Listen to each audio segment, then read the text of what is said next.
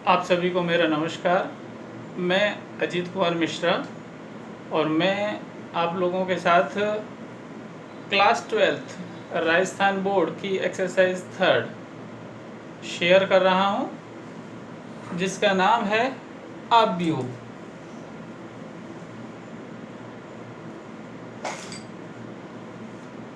या इंग्लिश में कहें तो मैट्रिक्स। राजस्थान बोर्ड में इस एक्सरसाइज का 3 अंक का वेटेज है, जिसमें से 2 क्वेश्चंस आते हैं। एक क्वेश्चन 1 अंक का और दूसरा क्वेश्चन 2 अंक का। ये एक्सरसाइज इतना आसान और मज़ेदार है कि कमज़ोर से कमज़ोर बच्चों का इस एक्सरसाइज में अंक कटते नहीं हैं। तो एक एग्जाम्पल के थ्रू अपन समझेंगे आब्यू को। उसकी डेफिनेशन में जो शब्द यूज़ होंगे अभी लिखे जा रहे हैं। 3-4 शब्द हैं वो जिनका उपयोग होना है। एक छोटी सी सेंटेंस इसके लिए कहा जाए, बहुत छोटी सी इसकी डेफिनेशन है। चलते हुए अपन लोग उसको सुनेंगे और लिखेंगे। बाकी अगर शॉर्ट वे में कहा जाए तो इतना हमें समझना है कि आब्यू एक व्यवस्था है। हमें कुछ चीज़ें हैं जो अरेंज करनी है, केवल यानी व्यवस्थित करनी है।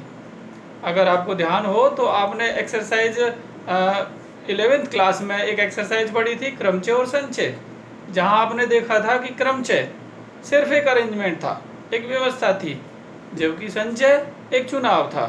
तो सेम अगर यहाँ अप्लाई करें तो आब्यू सिर्फ एक व्यवस्था है। किस तरीके की अपन चेक करते हैं।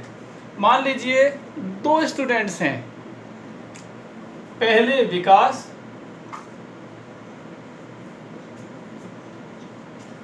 और दूसरे रामू।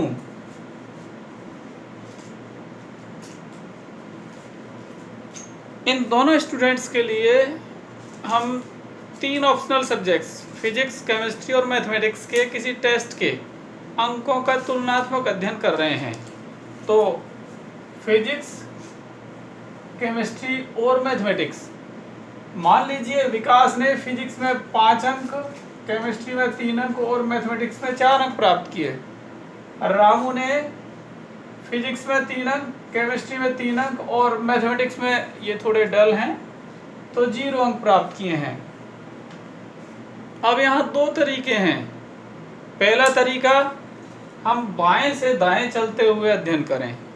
अगर हम ऐसा करते हैं तो हमें विकास से संबंधित कुछ चीज़ें मिलेंगी, या हम कहाँ चल रहे हैं, बाएं से दाएं, तो या फिर रामू से संबंधित कुछ एक फैक्ट्स मिलेंगे। दूसरा तरीका है हम ऊपर से नीचे की ओर पढ़ें। अगर हम ऐसा करते हैं तो फिजिक्स के लिए या तो हमें कुछ मटेरियल मिलेगा, या केमिस्ट्री और मैथमेटिक्स के लिए। तो हम बाएं से दाएं पढ़ रहे हैं तो हम पाएंगे कि विकास ने, यदि हम बाएं से दाएं अध्ययन करें तो विकास ने 5 अंक केमिस्ट्री में, 5 अंक फिजिक्स में, 3 अंक केमिस्ट्री में, 4 अंक मैथमेटिक्स में प्राप्त किए हैं। इसी तरीके से हम रामू के लिए पढ़ सकते हैं। अगर हम ऊपर से नीचे पढ़ें तो हम पाएंगे कि फिजिक्स में नीचे कौन कौन सी संख्या लिखी हुई है, 5 और 3। तो फिजिक्स में 5 अंक विकास ने और 3 अंक रामू ने प्राप्त किए। ये डाटा हमें कब मिला, जब हमने ऊपर से नीचे पढ़ा, नीचे से ऊपर नहीं। और पहला डाटा हमें तब मिला था जब हमने बाएं से दाएं पढ़ा, दाएं से बाएं नहीं। तो अब यहाँ पे अगर हम ध्यान दें तो एक अरेंजमेंट किया हुआ है कुछ अंकों का।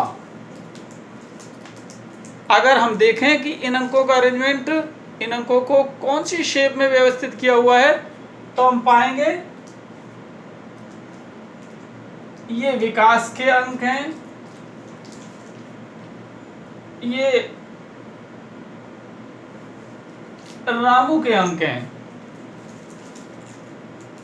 विकास के अंकों के लिए स्थान बना दिया गया है और रामू के अंकों के लिए स्थान बना दिया गया है।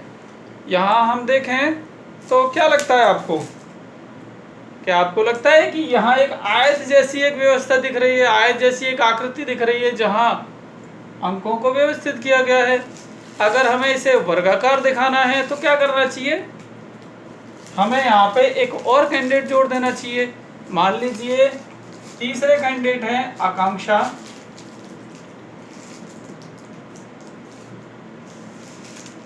जिन्होंने फिजिक्स में 5, केमिस्ट्री में 5 और मैथमेटिक्स में भी 5 अंक प्राप्त किए हैं। अगर इनके द्वारा प्राप्त किए अंकों को हम अरेंज करें, फिजिक्स, केमिस्ट्री और मैथमेटिक्स, अब आप यहाँ पे देखिए इस शेप में कोई चेंज हुआ। पहले जब ये नहीं थी आकांक्षा तो उस समय आपको एक आयत जैसा शेप दिखाई दे रहा था। आकांक्षा के आने से किस तरीके का आकार हो चुका है, बिल्कुल तो वर्गाकार। तो यहाँ पे अरेंजमेंट जो दिख रहा है या तो आयताकार था जो कि पहले था, और या फिर वर्गाकार था। अब इसी में कहीं पे आव्यूह छिपा हुआ है। हम देखते हैं आव्यूह से संबंधित परिभाषा में कुछ एक चीजें आ रही हैं, जिनमें से पहला है आयताकार व्यूह।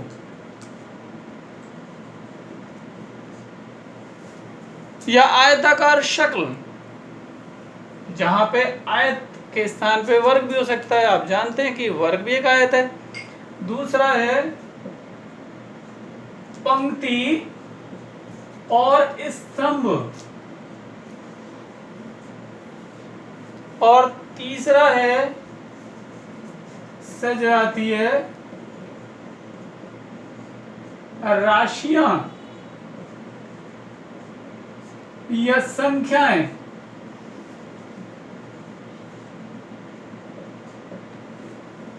ये सारी चीजें हम अभी आव्यूह के अंदर पढ़ेंगे। तो इस उदाहरण से हमने देखा कि यहाँ कुछ अंकों को आयताकार या वर्गाकार शेप में रखा गया था। हमने 2 तरीके का अध्ययन किए, या तो बाएं से दाएं जाते हुए या ऊपर से नीचे आते हुए है। अब अगर इन स्थानों पे ये अंक वापस से लिख दिए जाते हैं, 5, 3, 4 विकास ने जो अंक प्राप्त किए थे। रामू का क्या है स्कोर, 3, 3, 0। और आकांक्षा जो बाद में जुड़े थे, जिन्होंने इस आयताकार आकृति को, आयताकार शक्ल को वर्गाकार बना दिया था, उनका स्कोर 5, 5, 5। अब अगर इन अंकों को, जो कि वर्गाकार शेप में हैं, इन अंकों को बंद कर दिया जाए, कौन से कोष्ठक से, बड़े कोष्ठक से, या इन अंकों को बंद कर दिया जाए छोटे कोष्ठक को बड़ा करके, मतलब छोटे कोष्ठक को बड़ा शेप साइज दे करके उसके अंदर इन अंकों को लिख दिया जाए, या समांतर रेखाओं जैसी 2 लाइनें बाईं तरफ और 2 लाइनें दाईं तरफ के बीच में इन अंकों को लिख दिया जाए, तो ये जो आकृति बनी, ये जो अरेंजमेंट बना, ये एक आव्यूह कहलाता है। तो क्या है डेफिनेशन आव्यूह की। उसके साथ एक और चीज इसमें शामिल थी। जब हम बाएं से दाएं चले थे, जैसे कि विकास के लिए हमने पढ़ा था, तो विकास का स्कोर 5, 3, 4 था। तो जब बाएं से दाएं हम चलते हैं तो जो व्यवस्था मिलती है, जैसे कि ये आव्यूह की पंक्ति कहलाती है, जिसे पंक्ति को चूंकि रो कहा जाता है, इसलिए शॉर्ट में पंक्ति को R से व्यक्त किया जाता है। तो यहाँ पे ये पहली पंक्ति है, तो इसे R1 कहा जा रहा है। तो क्या आप बताएंगे इस पंक्ति को क्या कहा जाएगा, जिसमें 5, 5 और 5 लिखे हुए हैं, R2 या R3? बिल्कुल, ये R3 है। बीच में जैसे हमने छोड़ दिया है वो R2 है, जिसमें 3, 3 और 0 लिखा हुआ है। दूसरी चीज, जब हम ऊपर से नीचे गए थे, या हमने ऊपर से नीचे चलते हुए अध्ययन किया था, तो सबसे पहले हमें फिजिक्स के लिए कुछ मिला था। क्या मिला था? 5, 3, 5। तो अगर हम ऊपर से नीचे बढ़ रहे हैं तो ये जो व्यवस्था मिलती है, जिसमें ऊपर से नीचे अंकों को अरेंज किया गया है, ये आव्यूह का स्तंभ कहलाता है। स्तंभ को इंग्लिश में कॉलम कहा जाता है। और इसीलिए इसको शॉर्ट वे में C से व्यक्त करा जाता है। तो मैंने अभी जो बंद किया है उसको मैं C1 कहूँ, यहाँ लिख लेते हैं। यदि ये C1 कहा जाए तो फिर आप बताएंगे कि ये कौन सा कॉलम है और इसे किससे व्यक्त किया जाएगा। बिल्कुल, इसे C3 से व्यक्त किया जाएगा, क्योंकि ये तीसरे नंबर का कॉलम है। कैसे? फर्स्ट कॉलम कैसे आता है? कॉलम कौन सी व्यवस्था है? कॉलम वो व्यवस्था है जिसमें हम ऊपर से नीचे अध्ययन करते हैं। तो फर्स्ट, सेकंड और थर्ड, यहाँ पे 3 स्तंभ हो गए। पंक्तियां कितनी थी इसमें? 3 पंक्तियां हो गई। तो अब अगर हम इसकी डेफिनेशन लें तो बड़ी शॉर्ट सी इसकी डेफिनेशन है, और डेफिनेशन में एक चीज़ और रह गई है, छूट चुकी है, जो हम पढ़ लेते हैं। सजातीय राशियां हमने पढ़ लिया है। आयताकार व्यू, आपने जो अरेंजमेंट किया था उसमें पहले आयताकार व्यू था, आयताकार शक्ल थी। उसके बाद आकांक्षा ने इसको वर्गाकार बना दिया। सेकंड नंबर पे था पंक्ति या स्तंभ। आपने पढ़ लिया है कि हम बाएं से दाएं जब जाते हैं तो ये जो व्यवस्था मिलती है विकास के लिए, जैसे 5 3 4, तो ये क्या कहलाती है? पंक्ति। और स्तंभ कब आता है? जब हम ऊपर से नीचे की व्यवस्था चेक कर रहे होते हैं। तो जैसे केमिस्ट्री वाले स्तंभ में यदि हम जाएं तो कौन कौन अरेंज किया हुआ है इस स्तंभ में? 3 3 और 5। तो ये सेकंड था आव्यूह से रिलेटेड, पंक्ति और स्तंभ। और थर्ड था सजातीय राशियां। इसका क्या मतलब है? यहां पे अगर हम मान लीजिए इस कॉलम को लें, C1 है ये, नहीं ये है C2। तो अगर हम C2 कॉलम को लें, यहाँ C से मतलब केमिस्ट्री है, हम पढ़ रहे हैं सेकंड कॉलम C2। तो अगर हम C2 को लें तो इसमें क्या लिखे हुए हैं? प्राप्तांक, यानी केमिस्ट्री में प्राप्त किए हुए अंक। अब अगर हम थोड़ी सी जबरदस्ती कर दें और हम लिख दें यहाँ पे 3 kg, तो ये नहीं चलेगा। पहले प्राप्तांक थे, अब यहाँ पे द्रव्यमान या भार को व्यक्त करने वाली कोई राशि आ गई 3 kg। तो बस आव्यूह में यही कहा जाता है कि जो राशियां हों वो सारी कैसी होनी चाहिए? एक ही कैटेगरी की, यानी सजातीय राशियां होनी चाहिए। ठीक है, तो ये आव्यूह है जिसको शॉर्ट में अभी हमने समझा है। अब इसकी परिभाषा यदि लें तो सिंपल सी इसकी परिभाषा है। आपको जो परिभाषाएं हैं वो लिखाई नहीं जाएंगी, क्योंकि ये वीडियो है और हम चाहेंगे कि आप वीडियो में कम समय में ज़्यादा से ज़्यादा पढ़ें। तो यदि हम इसकी परिभाषा लें तो बड़ी छोटी सी परिभाषा है। आप लिख सकते हैं, ऐसा आयताकार व्यू जिसमें जिसमें सजातीय राशियों या संख्याओं को कैसे लिखा जाता है? पंक्ति और स्तंभों में लिखा जाता हो, आव्यूह कहलाता है। रिपीट करेंगे हम, ऐसा आयताकार व्यू जिसमें सजातीय राशियां या संख्याएं पंक्ति और स्तंभों में लिखी हुई हों, आव्यूह कहलाती है या कहलाता है। ये इसकी डेफिनेशन थी। अब आव्यूह से रिलेटेड कुछ एक और तथ्य पढ़ लेते हैं। ये जो फैमिली थी जो वर्गाकार शेप में है, आपने जब इसको बंद कर दिया किसमें? बड़े कोष्ठक में, तो ये आव्यूह बन गई। आव्यूह को अगर हम अब कोई फैक्ट हमें मिला है, कुछ मिला है, तो उसको नाम देने की जरूरत है। तो आव्यूह को कैपिटल लेटर, अंग्रेजी वर्णमाला के किसी भी कैपिटल लेटर के नाम से नाम दिया जाता है। तो आपको जो पसंद आए इस आव्यूह का नाम दे सकते हैं। जैसे हमने इसको नाम दे दिया आव्यूह ए, तो कैसे लिखेंगे? ये आव्यूह बराबर है ए के। ए बराबर बड़े कोष्ठक में लिखी हुई कुछ एक राशियां या संख्याएं जो एक आव्यूह हैं। तो आव्यूह का नाम कैपिटल लेटर्स में दिया जाता है, ए बी सी या कुछ और, ये आव्यूह का नाम। इसके बाद हुआ एक बहुत कीमती जो चीज़ है वो, तो अपन इसे समझते हैं।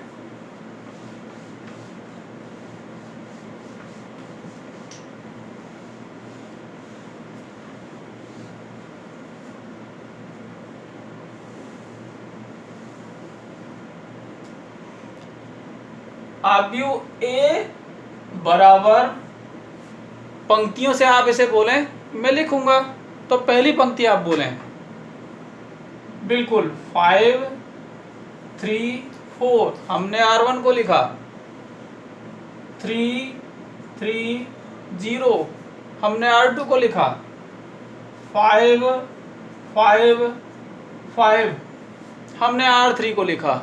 ये इसका लिखने का तरीका है। आप चाहें तो कॉलम वाइज लिख सकते थे, तब इसे कैसे बोल के लिखा जाता, पहला कॉलम 5 3 5 आप लिख देते, इस तरीके से बाकी कॉलम। अब यहाँ पे हम आव्यूह से रिलेटेड एक और कीमती चीज समझ रहे हैं। हमने अभी देखा कि इस आव्यूह में, आप साथ दीजिएगा, 1 2 और 3 पंक्तियां हैं, चेक कीजिएगा। तो 3 पंक्तियां हैं, तो पंक्तियों की संख्या को यदि इस कोष्टक के बाहर नीचे की तरफ पहले स्थान पे लिख दें और उसके बाद क्रॉस लगा करके लिख दें स्तंभों की संख्या, जो कि यहाँ पे फिलहाल कितनी है, 1 2 और 3। दूसरे स्थान पे किसे लिखें, स्तंभों की संख्या को। तो ये जो मिला, जिसे आप 3 क्रॉस 3 पढ़ सकते हैं, 3 डॉट 3 पढ़ सकते हैं, ये कहलाता है आव्यूह का क्रम।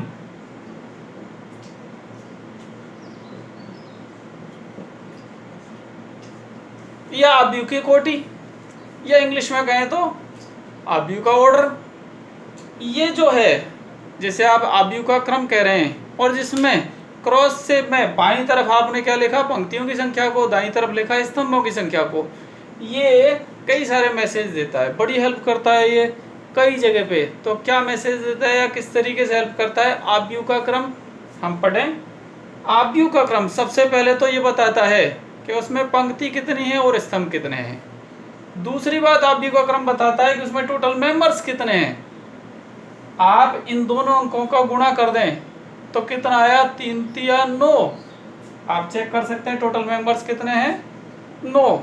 और जब आकांक्षा नहीं आई थी उस समय पे यहाँ पे क्या लिखा जाता, 2 पर्सन थे, तो पहला पर्सन विकास एक पंक्ति पे, दूसरा रामू दूसरे पंक्ति पे, तो यहाँ लिखा जाता 2 कॉलम। तब भी 3 ही थे क्योंकि सब्जेक्ट्स 3 थे, फिजिक्स केमिस्ट्री और मैथमेटिक्स, तो यहाँ लिखा जाता 3। फिर देख लीजिए, यहाँ 2 यहाँ 3, तो बता सकते हैं आव्यूह का क्रम कितने मेंबर शो करता, 2 3 6।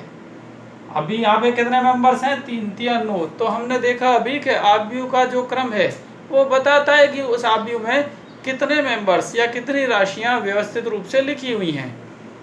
तीसरी बात, आव्यूह का क्रम ही ऑर्डर करेगा, आदेश करेगा, बताएगा कि जो आव्यूह है वो मैथमेटिकल ऑपरेशंस पूरी करेगा या नहीं करेगा।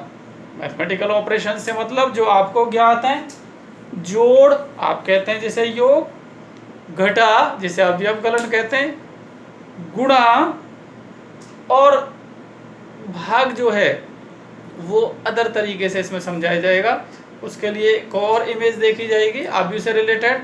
तो ये जो गणितीय ऑपरेशंस हैं, विशेषकर जोड़, घटा और गुणा, ये होंगे या नहीं होंगे। आपको 2 या 3 या जैसे भी कंडीशनल आव्यूह दे दिए गए और आपसे कहा गया इनको जोड़ करके दिखाइए, या घटा करके दिखाइए, या गुणा करके दिखाइए। तो कौन बताएगा आपको कि गुणा होगा या नहीं होगा, या जुड़ेंगे या नहीं जुड़ेंगे, आव्यूह का क्रम। तो ये कीमती है। आव्यूह के क्रम में पहले स्थान पर किसकी संख्या लिखी होती है, पंक्तियों की, और दूसरे स्थान पर स्तंभों की। तो आव्यूह का क्रम इस तरीके से कीमती है। अब यहाँ पे ध्यान दीजिएगा, जिन मेंबर्स ने आव्यूह को बनाया, अपन उनके बारे में थोड़ा सा पढ़ लेते हैं। आव्यूह के अंदर जो राशियां संख्याएं लिखी हुई हैं वे आव्यूह के अवयव कहलाते हैं।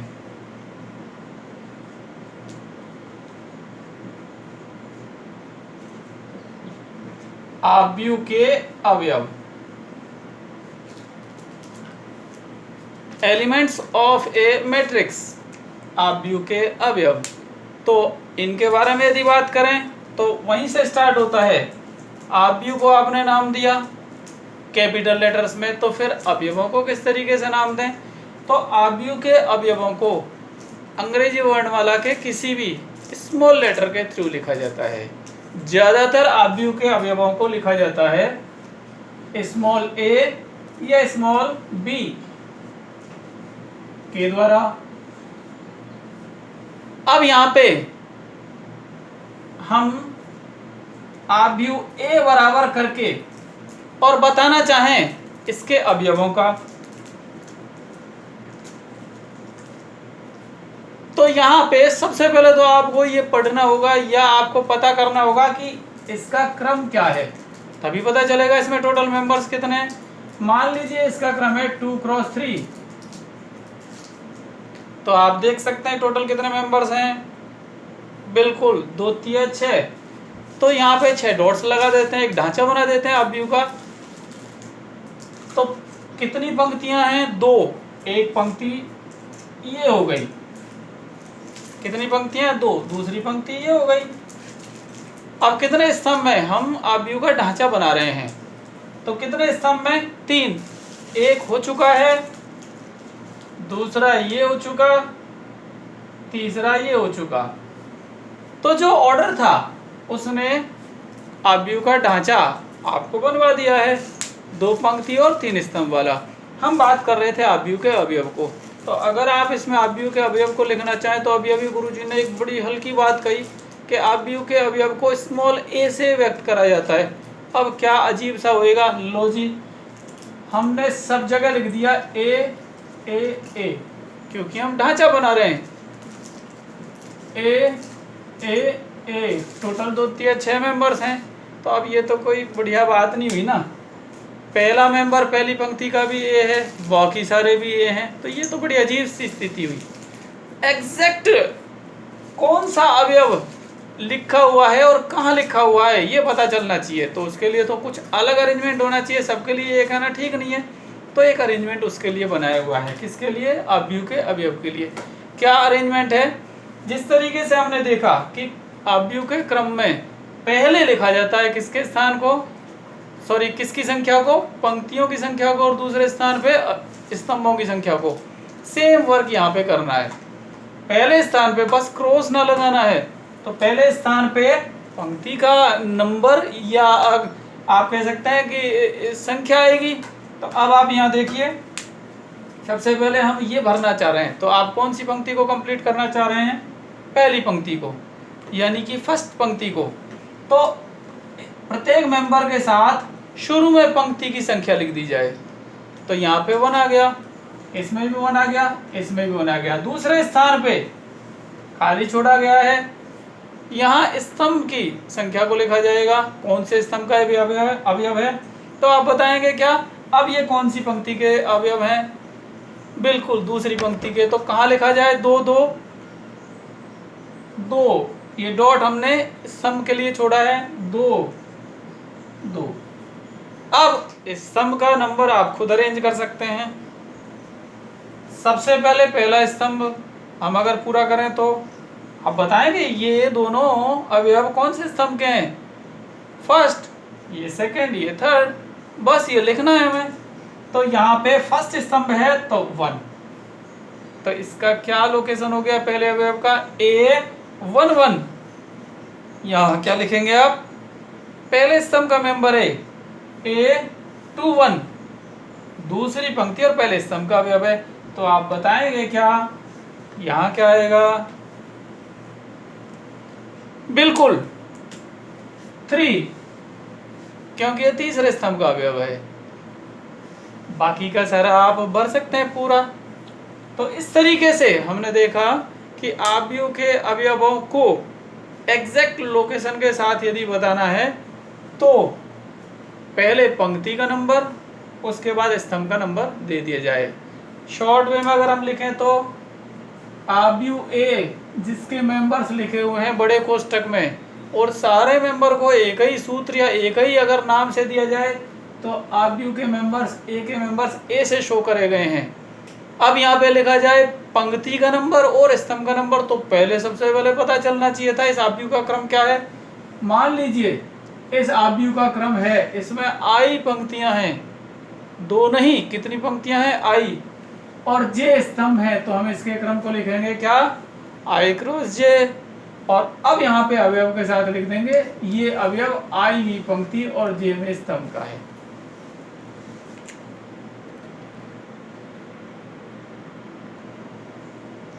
अब आप थोड़ा प्रैक्टिस वर्क यदि करें तो एक छोटा सा एग्जाम्पल, बहुत छोटा सा, बस केवल इसकी प्रैक्टिस के लिए, आपने जो आव्यूह के अवयव समझे हैं, आव्यूह समझा है, उसके लिए आप करके दिखाएं। एक आप इसे क्वेश्चन मान लीजिए, एक आव्यूह एफ लिखना है आपको, ये आव्यूह का नाम हुआ जिसका क्रम दे रखा है 2x4।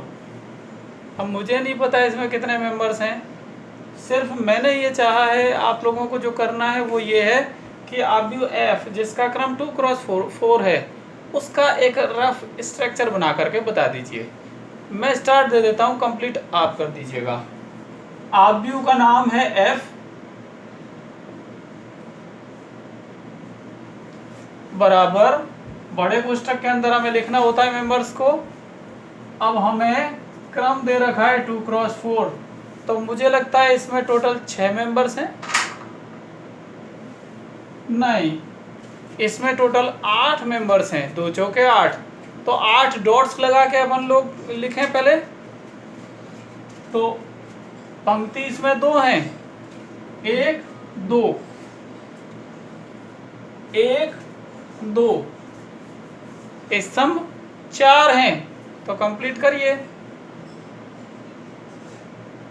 बिल्कुल एक स्तंभ आ चुका है, ये दूसरा, ये तीसरा और ये चौथा। अब आपसे जो चाहा गया है वो सिर्फ इतना है कि इसमें सारे जो मेंबर्स हैं, इसमें जो टोटल 8 मेंबर्स हैं, उनको लोकेशन वाइज लिख दीजिए। जैसे मैंने यहाँ पे लिख दिया है पहला अवयव, और मुझे तो पता है कि इसके साथ A11 आना है, बाकी के सारे अवयवों की एग्जैक्ट लोकेशन आप कंप्लीट कीजिए।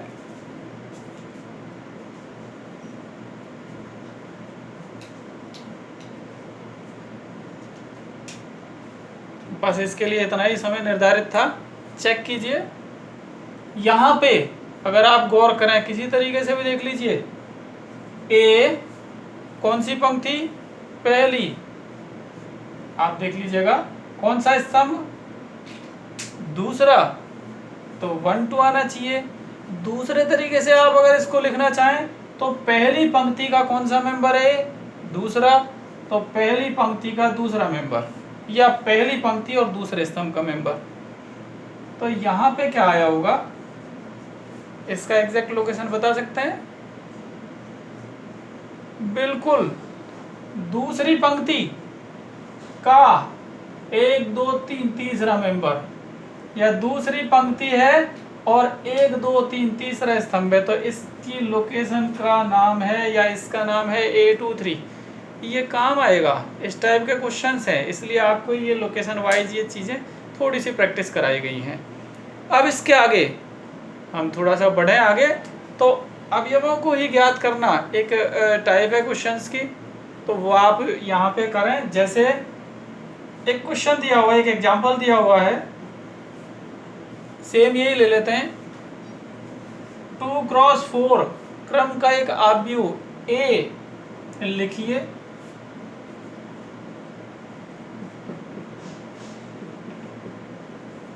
जिसमें अवयव प्राप्त करने के लिए एक बेसिक फॉर्मूला दिया हुआ है, जिसमें AIJ क्या है, ये आई पंक्ति और जे में स्तंभ का अवयव। तो ये सारे अवयवों के लिए बेसिक फॉर्मूला है, AIJ इक्वल टू 1/2 मापांक ऑफ I-3J। ये एक फॉर्मूला दे दिया गया है, आपसे कहा गया है कि इस फॉर्मूला से निकलने वाले जितने भी मेंबर्स हैं, कितने मेंबर्स हैं, इतने, उनको सही जगह अरेंज करते हुए आव्यूह ए प्राप्त कीजिए। ये फर्स्ट टाइप है क्वेश्चंस की। तो यहाँ पे सॉल्यूशन में आप साथ दीजिएगा। सबसे पहले आव्यूह ए के लिए बड़े कोष्ठक में हम कितने डॉट्स बना दें? 8, क्योंकि इसका क्रम है 2x4। किस तरीके से बनाएं? 2 पंक्तियां कितनी है? 2, तो 1 2 ये पंक्तियां हुई, तो 1 डॉट और 2 डॉट, हमने पंक्तियों को लिख दिया है। हमें लिखना है स्तंभ 4, तो 1 आ चुका है पहला स्तंभ, 2 3 और 4। आप अपनी स्पीड के अकॉर्डिंग कैसे भी लिख सकते हैं, बिना डॉट बनाए भी लिख सकते हैं डायरेक्ट। यहाँ पे जो मेंबर आएगा वो मेरे को पता है A11, बाकी सारे आपको पता है कौन से मेंबर्स होंगे। ये ही इनकी लोकेशन ही उस सूत्र में हेल्प करेगी। आप देखें तो वहाँ लिखा हुआ है AIJ, मतलब हमें पता होना चाहिए I की वैल्यू और J की वैल्यू। तो बाकी सारे मेंबर्स कंप्लीट करें।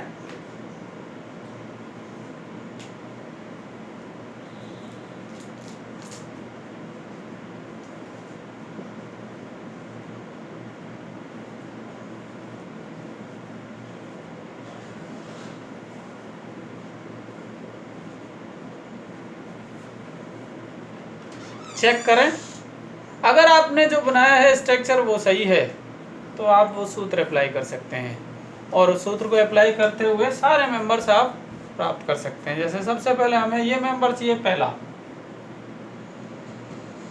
तो